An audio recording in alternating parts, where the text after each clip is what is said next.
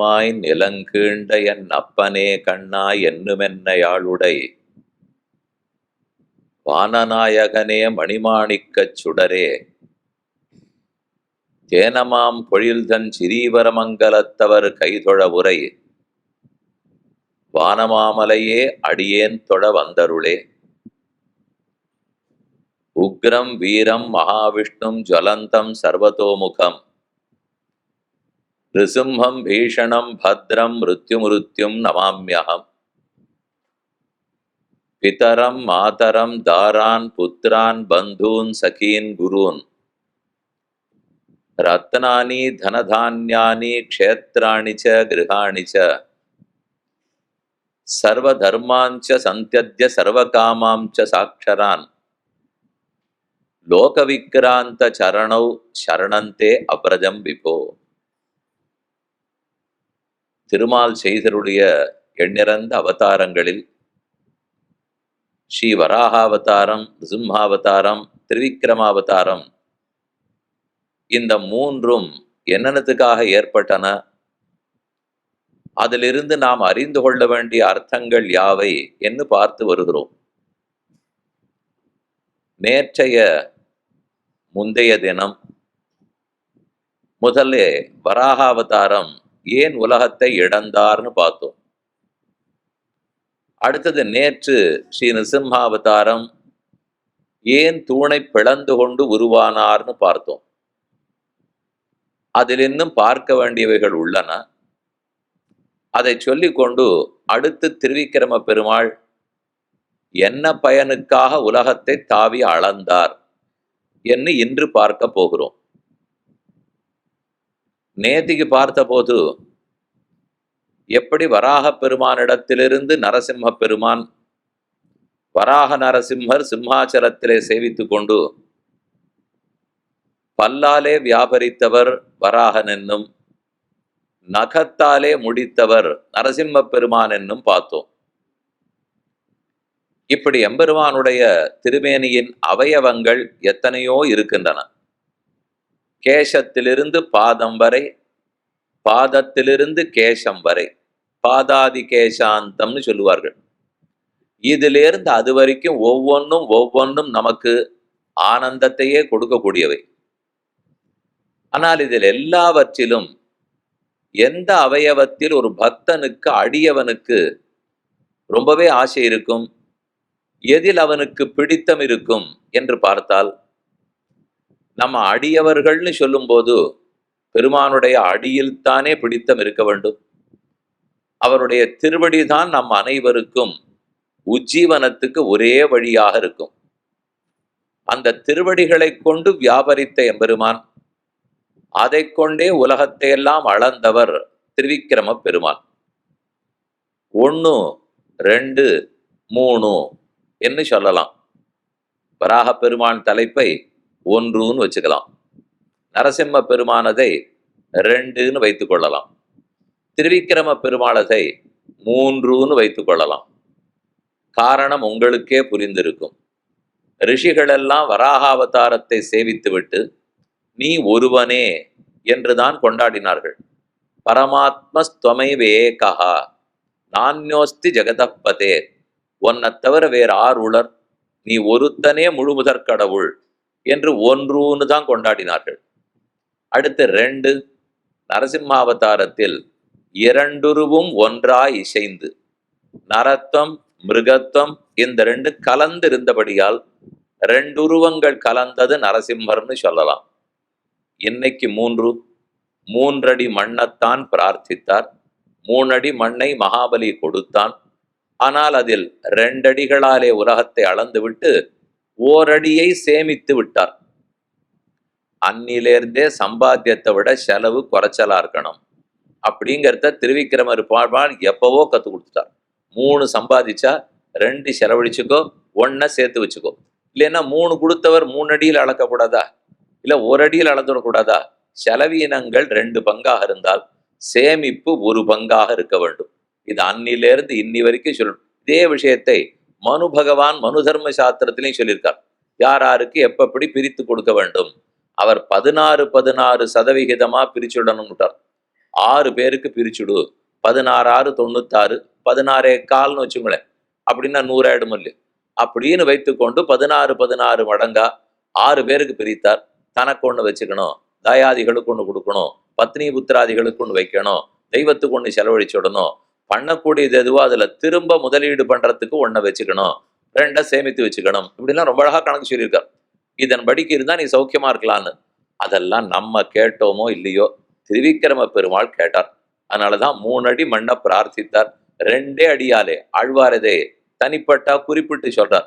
ஈரடியால் முடித்து கொண்ட முக்கியமும் கேட்டது பெற்றது 3 அடி.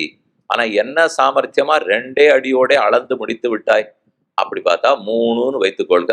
1 வராகாவதாரம், 2 உருவம் 2ஆனபடியாலே நரசிம்மாவதாரம், 3 அடியை பிரார்த்தித்து பெற்றபடியாலே திருவிக்கிரமாவதாரம். இப்படின்னு இந்த 3த்துக்கு சம்மந்தம் சொல்லலாம். மிருகம் மட்டுமாக இருந்த அவதாரம் வராக அவதாரம். மிருகமாக நரத்தம் மிருகத்தம் கலந்திருந்த அவதாரம் நரசிம்மாவதாரம். தேவனா இருந்த அவதாரம் திருவிக்கிரமாவதாரம். நேர மாறுதல். மனிதன் வச்சுக்கலாம், தேவன் வச்சுக்கலாம். வாமனன் உபேந்திரனா இந்திரனுக்கு தம்பியாக அதிதிக்கும் காஷ்யபருக்கும் பிறந்தார்.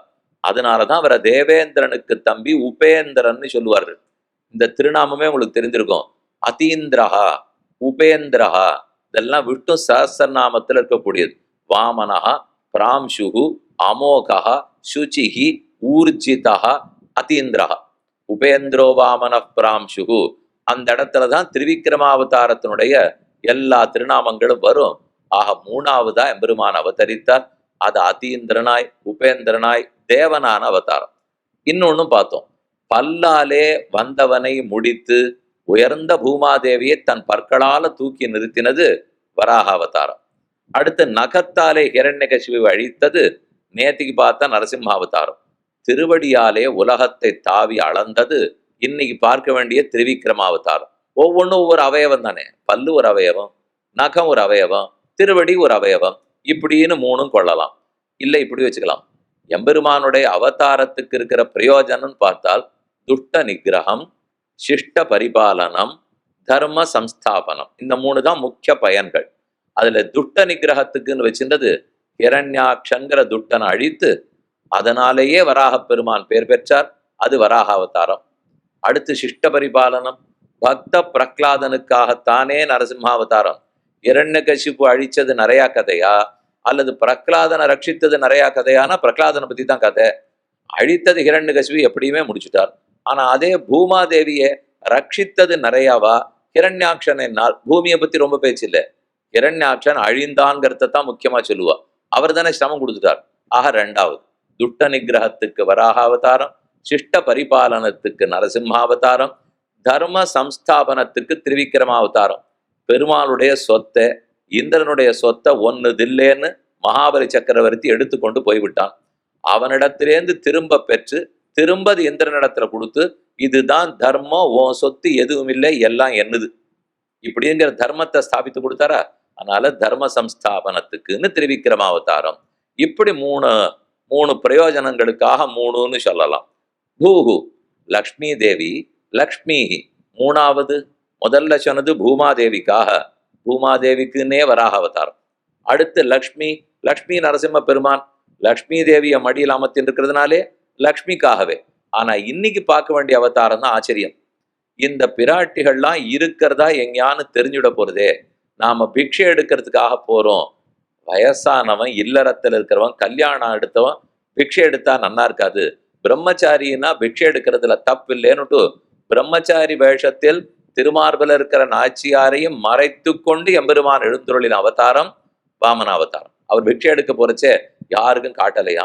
பிராட்டி இங்க அமர்ந்திருந்தாள். அவரிடத்திலே பெருமாள் பிரார்த்திக்கிறார். நான் மகாபலியனிடத்துல பிச்சை எடுக்கிறதுக்கு போறேன், உன்னை திருமார்பில் வச்சுன்னு பிச்சை எடுத்தா எனக்கும் கொஞ்சம் வருத்தமா இருக்கும், உனக்கும் கொஞ்சம் சுணக்கமா இருக்கும். அதனால நீ கொஞ்சம் பிறந்த வீட்டுக்கு ஒரு 10 நாள் போயிட்டு வரோம், இந்த அவதாரத்தை முடிச்சு விடுறேன். அவள் பதில் சொன்னது, நீர் பிரம்மச்சாரியா போனாலும் இந்த இடத்த விட்டு நான் இறங்குறதா இல்லை, நீர் சன்னியாசியா போனாலும் இந்த இடத்த விட்டு நான் இறங்குறதா இல்லை. நீர் காஷாயம் கூட கட்டிட்டு போ, இந்த திருமார்பு நம்மது. அகலகில்லே இறையவென்ன அலர்மேல் மங்க வரமார்பா மாறமாட்டேன்னு என்ன பண்ணுவார் இவர்? போனா அவனுக்கு இவருடைய கட்டாட்சம் பட்டா அவன் இன்னும் சொத்துக்காரன் ஆயிடுவான். அவங்ககிட்ட இந்த சொத்தை வாங்கவே முடியாது. அதனால ஒரு பெரிய மாந்தோலை எடுத்து இப்படி மூடிக்கொண்டாராம். பிக்ஷோச்சிதம் பிரகடயன்னு பிரதமாசிரமத்துவம் கிருஷ்ணாஜினம் யவனிகாம் கிருத்தவான் பிரியாயா. ரொம்ப ஆச்சரியமான ஸ்லோகம். கிருஷ்ணாஜினத்தை எடுத்து மூடிக்க போறச்சே தாயார் தடுக்கிறார். என்ன, நான் எல்லாரையும் கட்டாட்சிச்சுட்டு இருக்கேன், என் இடத்தை ஏன் நீ மூடுகிறாய்? அப்ப இவர் பதில் சொல்றார், நீர் எங்க எழுந்தருளி இருக்கிறீரோ அதுதானே அந்தப்புறம். அந்தப்புறத்துக்கு திரை போடாத இருக்கலாமா? தப்பு இல்லையா? அந்தப்புறம்னு இருந்தா திரை போட்டிருக்கணும். இங்க திரையே இல்லாத இத்தனை நாள் நான் விட்டதுதான் தப்பு.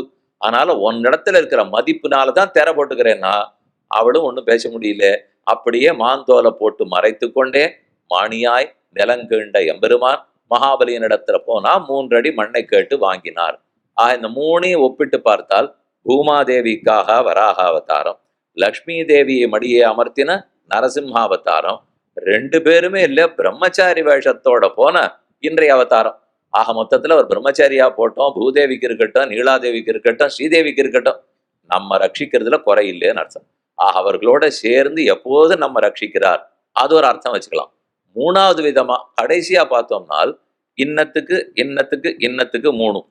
எப்படி ஒரு பக்தனிடத்திலே யார் அபராதம் பண்ணினாலும் பக்தனிடத்துல அபச்சாரம் பண்ணா நான் பொறுத்து கொள்ள மாட்டேன், இதை உபதேசித்தது முதல் நாளே விண்ணப்பிச்சேன். வராக புராணத்துலதான் வசுந்தரே நக்ஷமாமி, நான் என் அடியார்களிடத்துல யார் அபச்சாரப்பட்டாலும் பொறுத்து கொள்ள மாட்டேன்னு பூமாதேவியை மடியில் அமர்த்தி கொண்டு நம்பாடுவான் சரித்திரத்தை எடுத்து சொல்லி பெருமாளே சொன்னாரு. நேத்திக்கே கதையில சொன்னேன். அதனாலே பக்தனிடத்திலே அபச்சாரப்பட்டா நான் பொறுத்து கொள்ள மாட்டேன்னு வாயால சொன்னார். இது நடந்தது முதல் அவதாரம் வராக அவதாரத்தில்.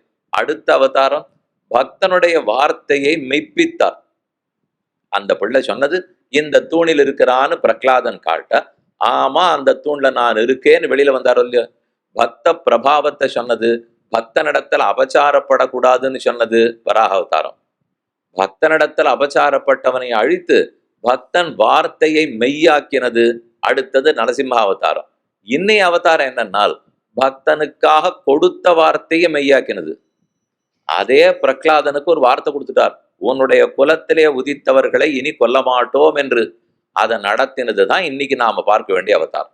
அதனால நேத்திக்கு அவதாரத்துக்கு இன்னைக்கு அவதாரத்துக்கும் தொடர்பு என்னன்னு பார்த்தால், பக்தனுக்கு வாக்கு கொடுத்தார், உன் குலத்தில் உதித்தவர்களை கொல்ல மாட்டேன் என்று. பக்தன் வார்த்தையை மெய்யாக்கி காட்டினார். எங்கு முளன்னு சொன்ன இங்க இருக்கிறார்னு தூணுக்கு நடுவுல தோன்றினார், அதனால மெய்யாக்கினார். இதெல்லாம் நரசிம்மாவதாரம். இன்னைக்கு அதனுடைய தொடர்ச்சி பார்க்க வேண்டியது, அந்த தாத்தாவுக்கு பிறந்த பேரன் தான் இந்த மகாபலி. இதுதான் நேத்திக்கு இன்னைக்கு முக்கியமான தொடர்பு. பிரகலாதன் அவன் பிள்ளை விரோச்சன்னா அவன் பிள்ளை மகாபலி மறுபடியும் அபச்சாரப்படுறான். மொத்தத்திலே குடும்பமா பரம்பரையா அபச்சாரப்படுவது. நாம் எப்படி பரம்பரையா 7 ஆட்காலும் பழிப்பிலோம்னு பெரியாழ்வார் பாசுரத்தில் சொன்னார். 7 தடவையாக நாங்க பிறந்தாலும் எந்த தந்த தந்தைக்கும் முந்தை வானவர் வானவர் கோனுடும் ஆழ்வாருடைய பாசுரம். என் திருப்பல்லாண்டிலேயே கூட எனக்கு அப்பா அப்பா அப்பா அப்பா 7 தலைமுறைகளுக்கு பக்தர்கள்னு அவர் பாடிட்டு இருக்கார். ஆனா இவன் 7 தலைமுறைக்கு விரோதியாவே இருப்பான் போது. அதனால அவன் பிள்ளை விரோச்சன, அவன் பிள்ளை மகாபலி, மகாபலியும் கொன்றொழித்துத்தானே ராஜ்யத்தை மீட்டிருக்க வேண்டும். அப்படி செய்யாமல் தாத்தாவுக்கு பிரகலாதனுக்கு நம்ம வரம் கொடுத்துருக்கோம், உன் குலத்துல பிறந்த ஒத்தரையும் கொல்ல மாட்டேன்னுட்டு. ஆகவே கொல்லாமல் திருவிக்கிரம அவதாரம் பண்ணார். மொத்தத்தில் பக்தனோட சம்பந்தப்பட்டதுதான் 3மே. பக்த பிரபாவத்தை எடுத்து சொன்னது வராக அவதாரம், பக்தனுடைய வார்த்தையை மெய்யாக்கி கொடுத்தது நரசிம்மாவதாரம், பக்தனுக்கு தான் கொடுத்த வார்த்தையை மெய்யாக்கினது திருவிக்கிரம அவதாரம். இதுதான் இந்த 3த்துக்கும் உண்டான தொடர்பு. இந்த தொடர்போட கூட இனி இன்றைய அவதாரம் என்னன்னு பார்க்கலாம். அதற்கு முன்னால் நேத்திக்கு நரசிம்மாவதாரத்தினுடைய பிரயோஜனம் என்ன சொல்றேன்னு சொல்லியிருந்தேன். 2 ரூபம் ஒன்றா இசைந்து அகடித கடனா சாமர்த்தியம்னு ஒரு சப்தத்தோட நேத்திக்கு உபன்யாசம் கடைசியா முடிஞ்சது. அகடித கடனா சாமர்த்தியம், இது ஒரு தனி ஆற்றல், ஒரு சாமர்த்தியம். கடனா சேர்த்தல், அகடித சேராததை சேர்த்தல். இந்த 2 வஸ்துக்கள் சேரவே சேராது. சேராததை சேர்க்கணும்னால் இதெல்லாம் சிலது பண்ண முடியாது. ஜலம் இருக்கு, எண்ணெயை கொட்டுங்க, சேராது, மேல முதந்துட்டு தான் இருக்கும். கொஞ்ச நாள் ஆச்சுன்னா எடுத்த கூட வரவே வந்துடும். அப்ப இதெல்லாம் சேராத விஷயத்தை எப்படி நம்ம சேர்க்கறது? சிலதெல்லாம் சேர்க்கலாம். ஒரு கண்ணாடியில இருக்கு, இந்த கோந்தை போட்டு ஒட்டுங்க, ஒட்டும். இத்தையும் ஒட்டுனா ஒட்டும். சிலதெல்லாம் சேரவே சேராது, சிலதெல்லாம் சேரும். சேராததை சேர்க்கிறது தான் நரசிம்ம பெருமாள் பெருமை. நரத்வம் மிருகத்வம் ரெண்டும் சேராது. ஆனா அந்த ரெண்டையும் நாம் பார்த்து ஆச்சரியப்படும்படிக்கு ஆனந்தப்படும்படிக்கு சேர்த்து கொடுத்ததுனாலதான் இந்த அவதாரத்துக்கே பெருமை. அப்படி என்ன விஷயங்கள்லாம் வேதாந்தத்தில் சேராததுன்னு சொல்லப்பட்டிருக்கோம், அதை எப்படி சேர்த்து காட்டினார் அந்த விஷயத்தை தான் இன்னைக்கு பார்க்க போறோம். கொஞ்சம் கொஞ்சம் சிரமமா இருக்கலாம், ஏன்னா நேற்றுக்கு முழுக்க கதையா சொல்லிட்டேன், முந்தா நாளாலாம் கதையா சொல்லிட்டேன். கொஞ்சமான வேதாந்தம் கேட்டா தான் கேட்ட திருப்தி இருக்கும். அதை விட அடியவங்களுக்கும் சொன்ன திருப்தி இருக்கும். எத்தனை நாள் எது சொல்லிட்டு இருந்தாலும் கொஞ்சம் சிரமமானு இருந்தா தானே அடுத்த நிலைக்கு ஒசரலாம். சொல்றவனும் ஒசரணும், கேட்கறவாளும் ஒசந்தாகணும். ஏதோ ஜனரஞ்சகமா சொல்றோம், அது பெரிய தப்புங்கிறா. குருவனிடத்துல ஒண்ணு கற்றுக்கொண்டு விட்டு அவர் என்ன சொல்லியிருக்காரோ அதை நான் இப்படி மாத்தி சொல்றேன், அப்படி மாத்தி சொல்றேன், இது என்ன அபிப்பிராயமா இருக்குன்னு சொல்றேன், இதெல்லாம் சொன்னா குரு துரோகம்னு எழுதியிருக்கு. அதனால அப்படியெல்லாம் மாற்றவே கூடாது. அரசியல் கலந்து பேசினேன், ஏதோ விளையாட்டுக்கா ஏதோ சிரிப்பெல்லாம் சேர்த்து சொன்னேன், திரைப்படத்துல என்னென்ன இருக்குமோ அதெல்லாத்தையும் சேர்த்து சொன்னேன்னா கொஞ்சம் சிரிப்பா இருக்கும். நீங்க அப்படி முன்னுக்கு இருக்கிறத விட சிரிச்சுன்னு கூட கேட்கலாம். ஆனா கடைசியில வாழ்க்கையில சிரிப்பா சிரிக்கக்கூடாதுன்னு, அது என்ன வேணுமோ அதைத்தான் நாம தெரிந்து கொள்ள வேண்டுமே தவிர முன்னோர்கள் நமக்கு எப்படி சொல்லியிருக்கார்களோ மாத்தாம தான் எளிமைப்படுத்தி சொல்லலாம். அதுல ஒண்ணும் தப்பில்லை. அதுக்குன்னு மாற்றி எனக்குன்னு ஒண்ணு தோணித்துன்னு சொல்லக்கூடாது. உபனிஷத்துக்கள் எப்போதுமே இப்படியும் சொல்ற ஆப்புல இருக்கும், அப்படியும் சொல்ற ஆப்புல இருக்கும். அதுல முதல்ல பிரதானமான வித்தியாசம் தெரிந்தது துவைத்தம்னு ஒரு சம்பிரதாயம், அத்வைத்தம்னு ஒரு சம்பிரதாயம், விசிஷ்டாத்வைத்தம்ங்கிற சம்பிரதாயம். சித்தாந்தம்னு சொல்லுவார்கள். துவைத சித்தாந்தம், அத்வைத சித்தாந்தம், விசிஷ்டாத்வைத சித்தாந்தம். இதனுடைய அடிப்படை என்ன? தத்துவங்கள் எத்தனைங்கிறதுனுடையதுதான் அடிப்படையே. ஒன்றே தத்துவம், பிரம்மம் ஒன்றே தத்துவம், இரண்டாவது தத்துவமே கிடையாது. அப்படின்னா அத்வைத்தம்னு அர்த்தம். இரண்டாவது தத்துவம் இல்லை, பிரம்மம் ஒன்றே. அப்ப ஆத்மாக்கள் எல்லாம் ஆத்மாவும் பிரம்மமும் ஒன்றுதான். இதைத்தான் அபேதம்னு சொல்லுவா, ஐக்கியம்னு சொல்லுவார்கள்.